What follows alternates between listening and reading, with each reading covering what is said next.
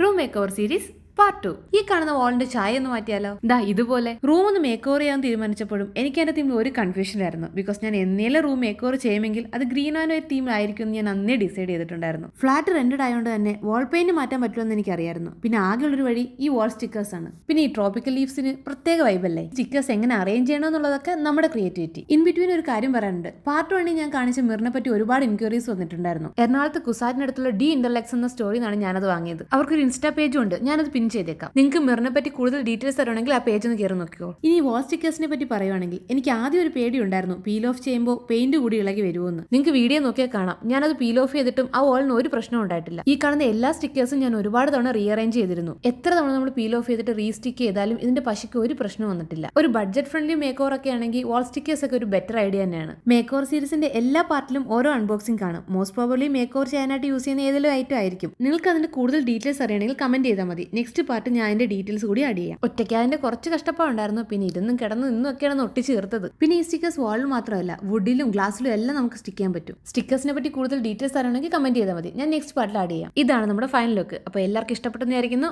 അടുത്ത പാർട്ടുമായിട്ട് അടുത്ത വീഡിയോ കാണാം.